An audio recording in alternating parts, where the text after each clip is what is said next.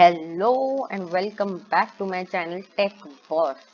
तो आज हम सीखेंगे print function, assigning values to a variable, input function और डेटा टाइप कन्वर्जन। ये हमारी पाइथन का लेसन 1 है।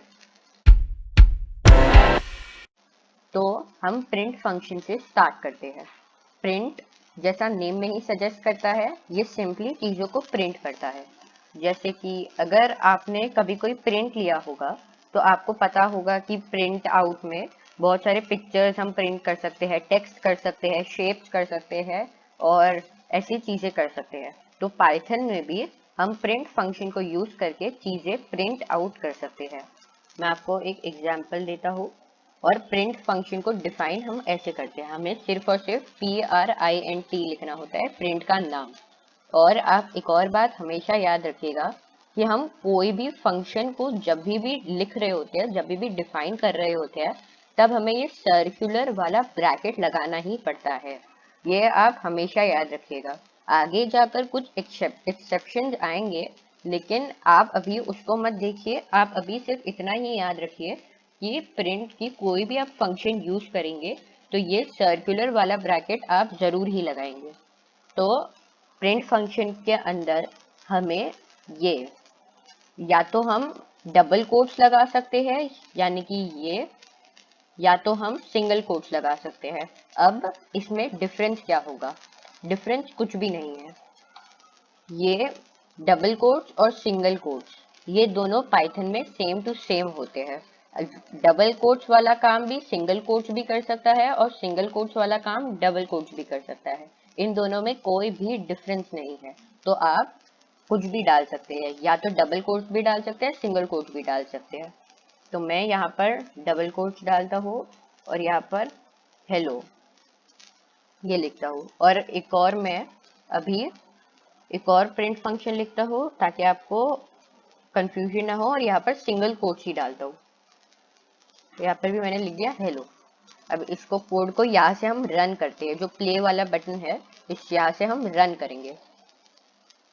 तो ये देखिए hello hello same to same जो मैंने यहाँ पर लिखा था, इसको भी मैं कैपिटल कर लेता हूँ।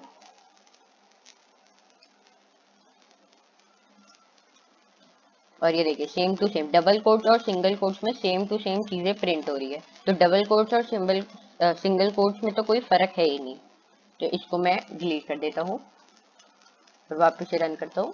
तो ये देखिए सेम टू सेम। अब ये बात भी आप हमेशा याद रखिएगा कि जो भी आप कोड्स के अंदर लिखेंगे, कोड्स के अंदर आप जो भी लिखेंगे वो सेम टू सेम एग्जैक्टली वैसा ही वैसा प्रिंट हो जाएगा। लाइक जैसे कि यहाँ पर मैंने 2 स्पेस डाली और एक डॉलर का साइन डाला, तो देखिए यहाँ पर भी 2 स्पेस आ गई और एक डॉलर का सिंबल। फिर यहाँ पर मैं अगर एक और स्पेस डाल के 0 लिखूं, फिर एक और स्पेस डाल के 6 लिखूं, तो सेम टू सेम ये भी वैसा ही आएगा। तो आप बस इतना याद रखिए कि डबल कोट्स के अंदर आप जो भी लिखेंगे वो वैसा का वैसा प्रिंट आउट हो जाएगा।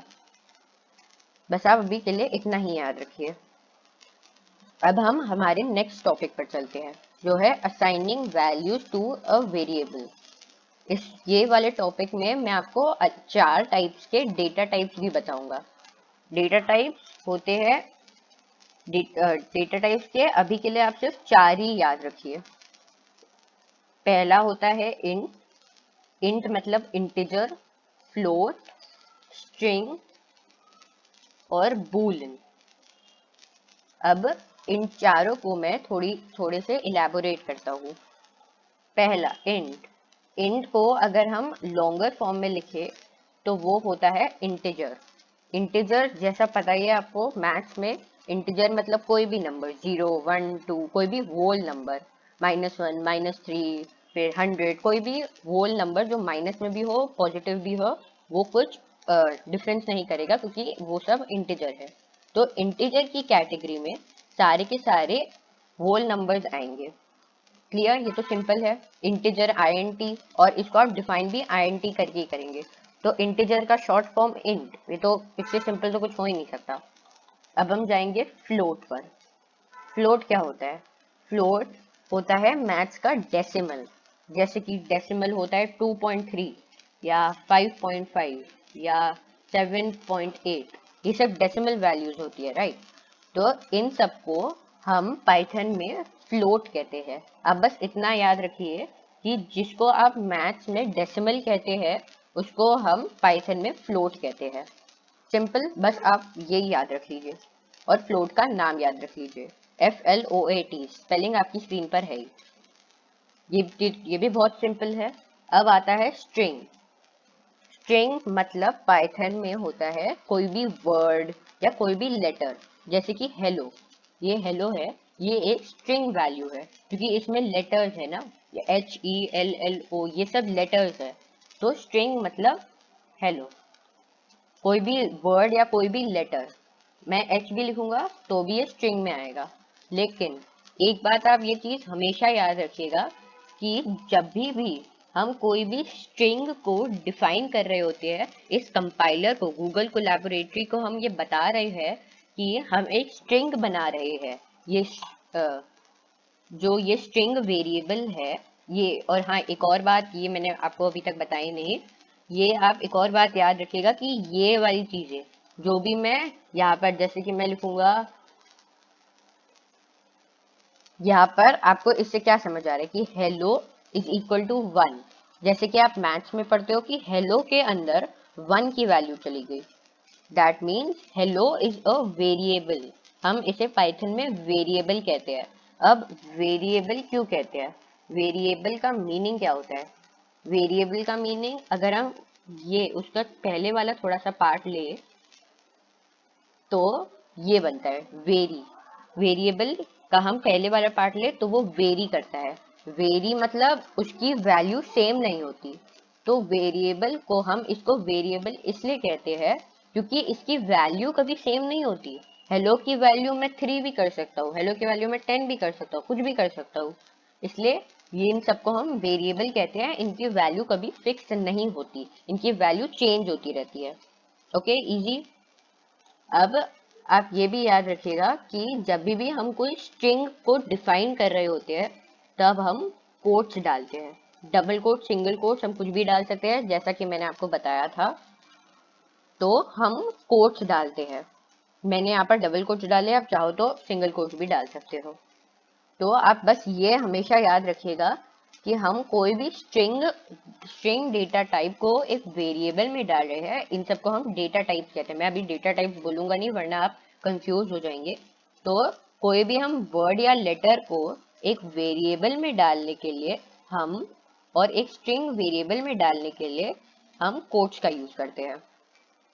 अब स्ट्रिंग में एक खास बात है, वो वो बहुत कम लोगों को पता है कि ये हम स्ट्रिंग के अंदर ये सब भी डाल सकते हैं।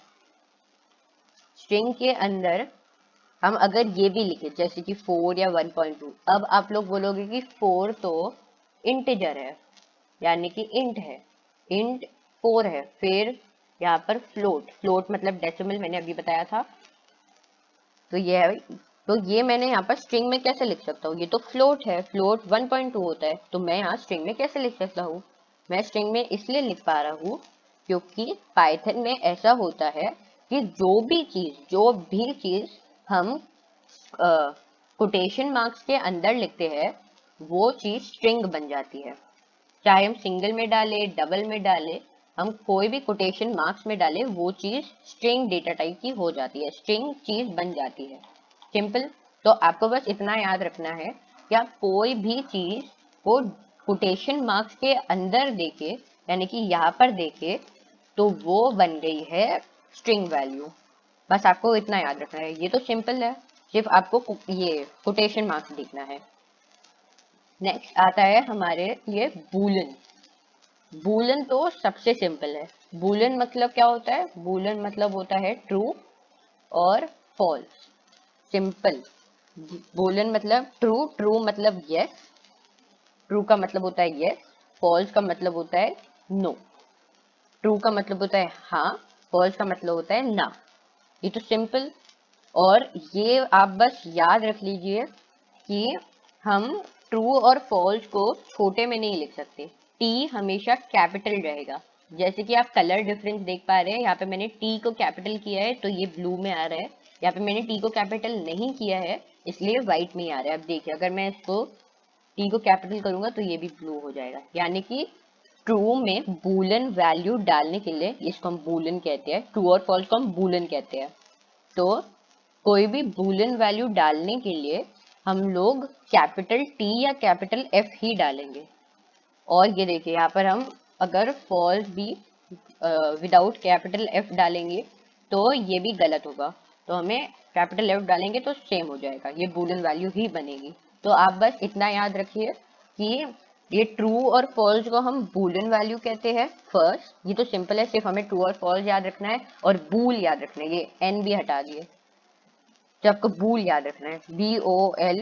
इनको हम बूल वैल्यू को हम ट्रू और फॉल्स कहते हैं, और हमें ट्रू और फॉल्स लिखने के लिए टी और एफ कैपिटल रखना ही पड़ेगा, बाकी सब स्मॉल होंगे और सिर्फ टी और एफ, टी, ये टी और ये एफ कैपिटल ही रहेंगे। बस आप अभी के लिए इतना याद रख लीजिए। और ट्रू और फॉल्स ये तो आपको पता ही होगा कि टी और एफ, टी ट्रू मतलब यस और फॉल्स मतलब नो। तो आपको अभी 4 डेटा टाइप्स का मीनिंग पता चल गया। अभी के लिए आप 4 ही याद रखिए, आगे के लिए आगे आपको थोड़े और बताए जाएंगे, लेकिन अभी के लिए आपके लिए मेन ये 4 ही है। तो इस तो ये वाले पार्ट को आप एक बार रिवाइंड करके वापस देख लीजिएगा ताकि आपको कंफर्म हो जाए। अब हम देखेंगे assigning values to a variable, यानी कि असाइनिंग मतलब हम चीजों के अंदर, जैसे कि n इज इक्वल टू 4, तो हम 4 की वैल्यू यानी कि नंबर 4 n के अंदर डाल रहे हैं। यानी कि आगे अगर हम लिखेंगे n क्या है, अगर मैं यहाँ पर पहले लिखूं n इज इक्वल टू 4 और फिर मैं आपसे पूछूं n क्या है, n बताओ, तो आप बोलोगे कि n की वैल्यू आपने 4 बताई थी, तो n 4 है, तो मैं बोलूंगा अच्छा ठीक है, वेरी गुड। तो ये कंपाइलर को भी पता चल जाएगा, यानी कि गूगल कोलैबोरेटरी को भी पता चल जाएगा कि ठीक है भाई, इसने n इज इक्वल टू 4 बोला है, यानी कि 4 की वैल्यू n में चली गई है। सिंपल। अब उसके बाद मैं एक और बनाता हूँ, इसको मैं यहाँ पर जाकर इंटीजर दे देता हूँ, क्योंकि मैंने अभी भी बताया कि 4 एक इंटीजर वैल्यू है, इंट है क्योंकि ये वो है, इसमें कोई डेसिमल पॉइंट नहीं है और ये सिर्फ एक नंबर है। अब मैं एक फ्लोट वैल्यू भी दे देता हूँ, फ्लोट मतलब डेसिमल, ये आप याद रखिएगा क्योंकि बहुत सारे स्टूडेंट्स भूल जाते हैं। यहाँ पर मैं 3.2 दे देता हूँ क्योंकि 3.2 एक डेसिमल है, यहाँ पर फ्लोट वैल्यू। यहाँ पर मैं फिर एक स्ट्रिंग वैल्यू देता हूँ, स्ट्रिंग, और ये भी मैंने बताया था कि स्ट्रिंग वैल्यू को डालने के लिए हम एक कोटेशन मार्क्स का यूज करते हैं, राइट। तो मैं यहाँ पर हेलो लिख देता हूँ, तो हेलो अब बन गया है स्ट्रिंग, और यहाँ पर मैं बूलियन डाल देता हूँ। बूलियन बहुत सिंपल होता है, हमें सिर्फ ये लिखना है, ओनली ट्रू, सिर्फ और सिर्फ ट्रू, सिंपल। तो ये हम, और हाँ ये ऐसे हम असाइन करते हैं, हम कोई भी इक्वल टू डालते हैं तो उसकी तो राइट वाला जो भी चीज राइट में होगी उसकी वैल्यू लेफ्ट में चली जाएगी। यहाँ पर मैं एक बार लिख देता हूँ, right value will go to left, यानी कि जो भी चीज आप इक्वल टू के राइट में लिख रहे हो, ये इक्वल टू है, इक्वल टू का सिंबल, जो भी चीज आप इक्वल टू के राइट में लिख रहे हो उसकी वैल्यू इक्वल टू के लेफ्ट में चली जाएगी। क्योंकि बहुत सारे स्टूडेंट्स पूछते हैं कि लेफ्ट की वैल्यू राइट में क्यों नहीं जा रही, इंटीजर जो वेरिएबल है वो 4 में क्यों नहीं जा रहा, तो ऐसा गलत है, ऐसा पाइथन में नहीं होता है। 3.2 की वैल्यू इन फ्लोट वैल्यू में गई है, 4 की वैल्यू इंटीजर में गई है, हेलो जो स्ट्रिंग है उसकी वैल्यू स्ट्रिंग वेरिएबल में गई है। ये सब आप याद रखिएगा कि ये वेरिएबल है और इसका नाम आप कुछ भी रख सकते हैं, जैसे कि आप कुछ भी रख सकते हैं, आप टेक भी रख सकते हैं, क्योंकि वेरिएबल की वैल्यू, वेरिएबल का नाम चेंज हो सकता है। लेकिन मैं ऐसा समझता हूँ कि पाइथन में हम या कोई भी कोडिंग लैंग्वेज में हम कुछ भी कोड लिख रहे हैं तो वो लॉजिकल होना चाहिए। तो अगर हम यहाँ पर बोल रहे हैं कि ये स्ट्रिंग है और यहाँ पर हम टेक लिखेंगे तो अच्छा लॉजिकल नहीं होगा, हम लिख सकते हैं लेकिन ये लॉजिकल नहीं होगा, इसलिए मैं यहाँ पर स्ट्रिंग ही लिखूंगा। तो क्योंकि मुझे लॉजिक चाहिए मेरे कोड में, तो यहाँ पर मैंने लिख दिया rights value will go to left यहाँ पर। और देखिए आप ये भी याद रखिएगा कि जो भी चीज मैं हैशटैग डाल के लिखूंगा, ये हैशटैग मैंने जैसे ही डाला, हैशटैग आपके 3 नंबर के ऊपर में है, शिफ्ट 3 दबाओगे तो हैशटैग आ जाएगा। उसके बाद आप कुछ भी लिखोगे तो वो कोड रन नहीं होगा।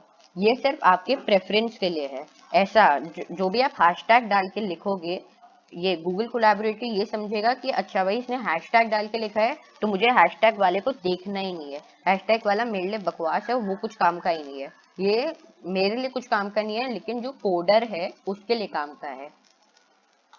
तो अभी के लिए मैं हैशटैग निकाल देता हूँ, क्योंकि या तो मैं रहने देता हूँ ताकि आप बार बार पढ़ सके। Rights value will go to left, यानी कि इसकी वैल्यू जो भी इक्वल टू के राइट में है उसकी वैल्यू लेफ्ट में चली जाएगी। और आपको असाइनिंग वैल्यूज भी समझ आ ही गई होगी।